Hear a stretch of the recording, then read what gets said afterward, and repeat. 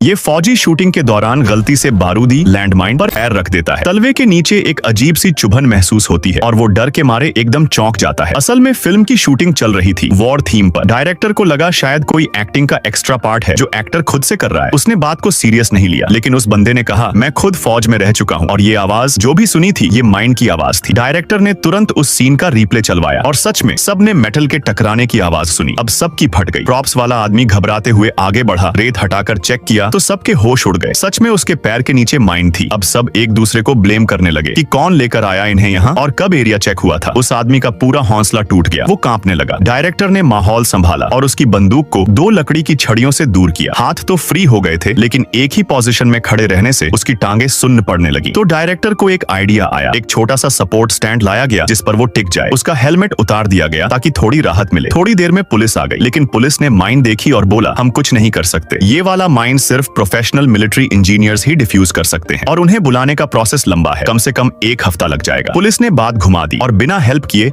वापस निकल गई। फिर उन्होंने नजदीकी गांव में एक रिटायर्ड आर्मी अफसर को ढूंढ निकाला और किस्मत से वो बंदा पहले माइन क्लियरिंग इंजीनियर रह चुका था। डायरेक्टर ने उसे बुला लिया। बंदे ने पूरी प्रोफेशनल ड्रेस पहनी, चश्मा लगाया और जगह का मुआयना किया। फिर उसने बोला, गुड न्यूज ये है कि माइन लूज है, मतलब जब तक वो पैर नहीं हटाता ब्लास्ट नहीं होगा। लेकिन बैड न्यूज ये है कि इसे कोई सेफली हटा भी नहीं सकता। तभी अचानक एक डरी हुई गाय माइन फील्ड में घुस गई और अगले ही सेकंड जोर का धमाका हुआ। सब दंग रह गए। वो बंदा तो डर के मारे फिर से कांपने लगा। अब उसके एक साथी ने हिम्मत दिखाई। उसने कहा, मैं ट्राई करता हूँ। उसने एक चाकू निकाला और बहुत आराम से उसके जूते में डाला। जैसे ही चाकू जूते के अंदर तक गया, उसने धीरे धीरे दोनों हाथों से दबाव डाला। फायरिंग पिन और माइन हिलने लगे, लेकिन फिर दोनों की कोऑर्डिनेशन की वजह से उस बंदे का पैर माइन से हटा लिया गया। वो बंदा तो बच गया, लेकिन उसका साथी अब माइन को दबा रहा था। तभी डायरेक्टर ने प्लान बना लिया। सब लोगों को पीछे भेज दिया और बोला, मैंने प्रोफेशनल बम डिस्पोजल एक्सपर्ट्स बुला लिए हैं। सबको कहा गया कि एरिया छोड़ दो वरना खतरा हो सकता है। लेकिन जब सब जा चुके थे, डायरेक्टर ने सच्चाई बता दी। असल में उसने कोई एक्सपर्ट नहीं बुलाया था। ये सब एक प्लान था डायरेक्टर